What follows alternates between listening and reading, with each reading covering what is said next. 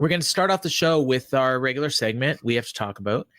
And Ryan, we got to talk about, and honestly, we probably should have talked about this last week because Antonio Inoki passed away. I believe it was a week ago Friday. So it would have been a couple days before we recorded. And I'm sure everybody listening knows who Antonio Inoki is. Better known, obviously, for professional wrestling. He started New Japan Pro Wrestling, but really an MMA pioneer. And a lot of people would know that he was in what a lot of people call the first, high-profile MMA match, Muhammad Ali and him in Tokyo in 1976. Which, if you watch now, pretty clear Antonio Inoki won the fight if you're judging with modern eyes, but at the time they were able to draw. And they, over the years, Antonio Inoki's kind of tried to bring that realism into professional wrestling, and he's tried to mix the worlds of mixed martial arts and professional wrestling. A lot of his big stars, he wanted them to be legitimate. So you would have guys come in that worked MMA matches. And when I say worked, I don't mean they were worked. I mean, they fought. And, so Shinsuke Nakamura, I believe Tomohiro Ishii, Kushida, Yuji Nagata, guys like that. And then, there's a lot I'm sure I'm forgetting. Vegeta. I mean, yeah. Guys like was the guy, I always forget his name. The first Pride show was built around Nobuhiko Takada. Is that it? Well, the first Pride show was built around, I think it was one of the Gracies and Sakuraba. Sakuraba, right? Oh, of course, Sakuraba is another one. There's a guy. I'm gonna look him up. But why you talk a little bit about that too? Because this is kind of like both of us have been, right up our wheelhouse in terms, because we're both big pro wrestling fans, but also mixed martial arts. We're doing this show. Yeah, I mean, I'm not hugely versed on Antonio Inoki. Obviously, I've read a lot about him. I've studied it up, but I mean, I've never been like a big New Japan viewer. So I mean, I don't know. Obviously, like I'm not as well versed to talk about him as a lot of other people are. But he's very influential in the whole world of mixed martial arts. Obviously the Muhammad Ali, fight competition, whatever, exhibition, whatever we want to call that. And then he's tried to model some of the New Japan shows in the early 2000s around, like the Pride shows. And then he started the Inoki Genome Federation, IGF, who which was a combination of pro wrestling and worked and shoot fights, and he had a lot of guys come through there. Brock Lesnar came through there. Bobby Lashley just, and Shinya Aoki, guys like that who, back in the mid 2000s. And he also kind of popularized the New Year's Eve shows in Japan. He did a couple. It's I think it was called Inoki Bomyai or something like that. Did a couple in 2000, 2001, 2002, and then picked it back up in 2011. Yeah, 2011. So and very back in the day, he had the New Japan dojo, and it had Bryan Danielson, the three big guys at the time who he was trying to do like a mixture of shoot fighting and pro wrestling at the time were Bryan Danielson, Shinsuke Nakamura, and Lyoto Machida. And I remember Inoki promoted a New Japan show called Ultimate Crush, which was a combination of wrestling matches and mixed martial arts fights. And Lyoto Machida, he debuted. He had his first fight on that show, and he won. And then the very famous afterwards, he comes up to Inoki, and Inoki gives him the famous Inoki slaps, and then punches him right in the mouth. And that was our first exposure to Lyoto Machida, who went on to be one of the big stars in MMA over these last 20 years. So yeah, he definitely. I mean, Inoki had a huge influence on a lot of mixed martial arts early days, and obviously the Ali fight kind of. I guess you could say that kind of kicked it off in a way. So it was technically, I mean, it was before there was MMA rules, but it was an MMA fight. So I actually, this might be historic. I actually had that name right. that I was talking about at the beginning, Nobuhiko Takada. And Yeah. he was, I believe, now again, I could be wrong because you mentioned Sakuraba and Gracie. That wasn't the first Pride. I got the first Pride card up right here. Pride 1. And it was Hicks and Gracie had a fight with Takada. And then Henzo Gracie had a fight with Akira Shoji. Now, at the lineup I'm looking at, neither one of them is listed as the main event. So I know that a lot of the times the actual main event wasn't necessarily the main drawing card on the show, because you had probably what would have been the biggest interest for sure in the US, Chemo and Dan Severn on that card as well. But you brought up Inoki, and I'm pulling up some of these cards, and we had Takada, Gary Goodridge, Don Fry, Yuji Nagata, pro wrestler. Mirko Krokop fought on a ton of those Inoki cards. Kickboxing guys, Jerome LeBanner. That was all the 2000 show. 2001. Josh Barnett. Bob Sapp came up through there. You mentioned Fujita earlier. Rampage Jackson fought on the second one in 2002. Shinsuke Nakamura fought Daniel Gracie on an early card. Obviously big pro wrestling star. So, I mean, these are guys that, a lot of them became big names. Alistair Overeem fought in 2003 on there. Fedor fought Yuji Nagata on the 2003 Inoki show. I mean, Josh Barnett, Alexander Emelianenko, Lyoto Machida, and Rich Franklin. That would have headlined a UFC like 3-4 years later. And this was on Inoki Bumaye in 2003. So, again, a very influential guy, obviously in pro wrestling, but also in mixed martial arts. And it also kind of, I want to talk just a little bit about some other guys that, you mentioned Brock Lesnar. We haven't talked about Ken Shamrock yet, obviously, I think. And now, if you were going to say, actually, I'll ask you this, because I know our friend David in the Fight Game Facebook group, believe had at one point he does his Mount Rushmores every week, and he had one for the 4 people that were crossovers between MMA and pro wrestling. And I won't necessarily ask you that, but I'll say like your top guys in the top mixed martial artists that were also top pro wrestling stars. Let's put it that way. So not necessarily that they have to be crossover guys, but guys that were really well known, guys or women that were really well known in both sports. Who would you say would be like your top 5? Well, I mean, Brock Lesnar, obviously, far and away is number 1, and then probably Ronda Rousey, number 2, and then Ken Shamrock would be up there. Okay. Now it depends how big of wrestling stars you're talking about, because you could make an argument. Bobby Lashley in there. Mm-hmm. Well, I mean, how big was he in MMA? That's the question. Yeah, right? He would. Yeah, the same thing with like Josh Barnett on the opposite side. How big was he in pro wrestling? And then what do you consider? Do you consider Pancrase pro wrestling or mixed martial arts? I mean, that's. I mean, you could say Dan Severn. That's. I mean, first UFC super fight champion, right? Yeah, Dan Severn, and then. I mean, who else is there? Sakuraba, yeah. I don't know. I mean, I know he was a big deal in New Japan several years ago. So, I mean, I don't know. Don Fry, I don't know how much pro wrestling Don Fry did.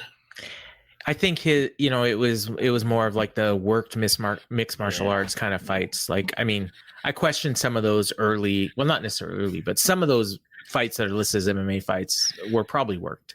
I mean, you could probably say Fujita maybe. Kazuyuki Fujita. Yeah. That's a good one. I would, I certainly wouldn't necessarily argue. I would have a hard time choosing, honestly, between Ken Shamrock and Brock Lesnar. I think the fact that Brock won the UFC heavyweight title and was a multi-time WWE champion and inarguably the biggest star in WWE for a few years probably puts him over the top of Ken, who was the NWA champion in TNA, was the Intercontinental champion in WWE, big star for sure. Their MMA careers, I'd say, are maybe Shamrock has a bit of an edge on Brock, but that's a tough one, because Shamrock, different eras, completely different eras. Another guy that you didn't mention, Matt Riddle. But again, he's still kind of in the middle of his pro wrestling career, and didn't really do much in MMA. But I think a lot of people would mention him. I'll say this because a lot of people ask me this what if question quite often. Yeah. And is what if Brock Lesnar went straight into MMA out of the NCAA? Yeah. Out of NCAA. I think if he had gone straight into MMA, he would have been the best heavyweight of all time, far and away.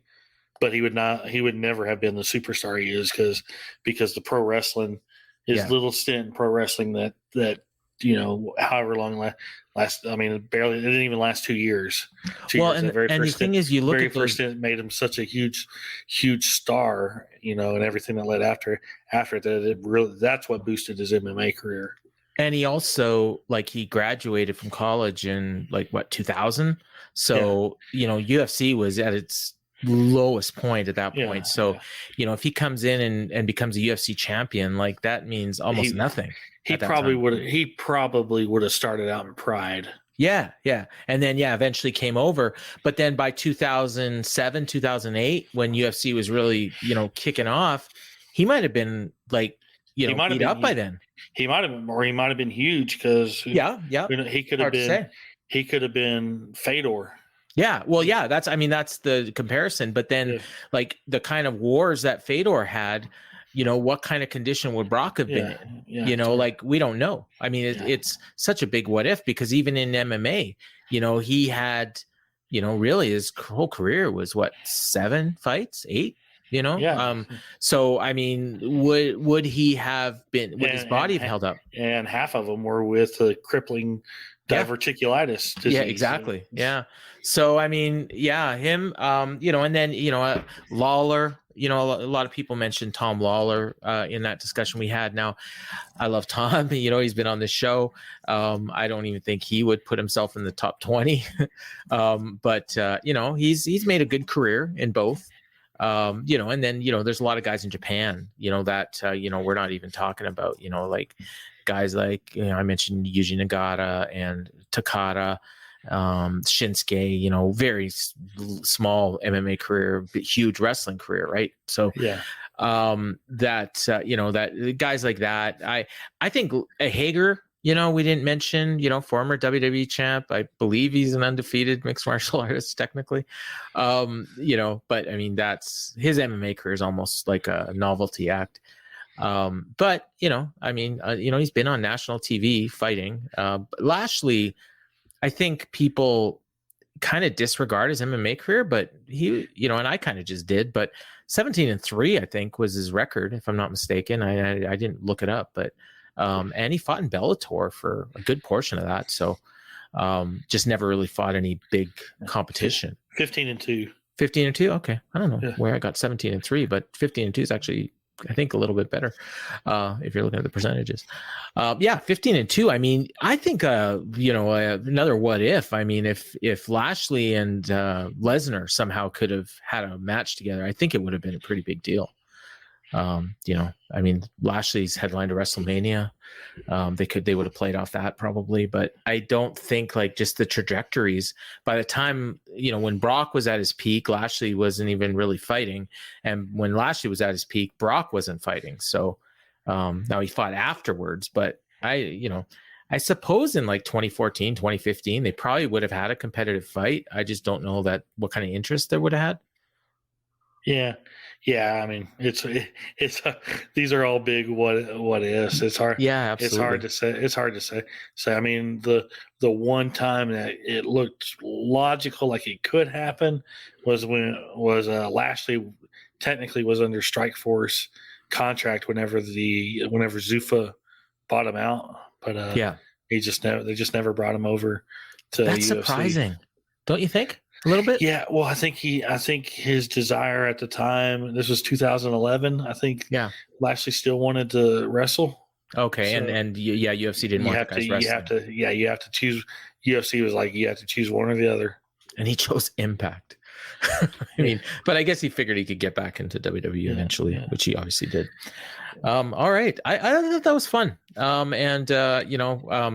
I look forward to, seeing, what some other, we've heard some rumblings about different people, trying different sports. And I mean, we just saw Cormier this past weekend reffing on Extreme Rules. And I know a lot of people were kind of thinking, maybe even hoping that they would shoot some sort of angle that would lead to Cormier in a WWE ring. Didn't really see that. Kind of feels like it was one and done, but he even said himself that he won't consider until he gets into shape. Okay, and he definitely was not. I mean, I'm sure he's probably got an open offer for it. Yeah, and I mean, really, he could probably make just as much money commentating. So, for them, and honestly, be as valuable because I question how much Daniel Cormier would mean, for a match. I mean, WWE is going to, put their promotional machine behind it and it'll probably do really well. And Cormier can talk and they've got the Fox platform. So I'm sure it would do really well, but I'm just not sure that the WWE fan base is clamoring to see Daniel Cormier right now. But that's not to say that he wouldn't, with that platform, convince people, hey, you know what, you got to see this fight. I think the guy like Rollins or Riddle could, carry him to a pretty good match if he was in shape to do it. So we'll see. We'll see what happens down the road. The only match for him to come for is Brock. What, in MMA or in WWE? WWE. Okay. That's the only reason. That's the only reason to bring Cormier over is to do the Brock match. Well, it just makes you wonder then why, what this was. But I guess maybe just a one and done to, just kind of get your feet wet. Get inside a ring and do some talking. His promo on Raw last week was pretty good. So to him, I think it was a bucket list kind of thing, and they were able to play off the fact that Matt Riddle always made those comments about Cormier, always joking around about how Riddle always was messing with Cormier about how Riddle beat John Jones in wrestling in high school and Cormier couldn't. And they were also able to play on that Cormier is a huge Seth Rollins fan. And the match was the closest thing to an MMA style kind of match that you'll get in pro wrestling. So especially the beginning. They basically just were doing an MMA fight. Yeah, so it made sense to have an MMA guy like Cormier, who's such a big fan involved. And like I said, I don't want to say this with 100% certainty, but I'm fairly certain. Like I said, he's got an open offer to kind of come whenever he come do something if and when he wants to. All right. Well, we will see what happens, and we'll definitely talk about it if and when it does.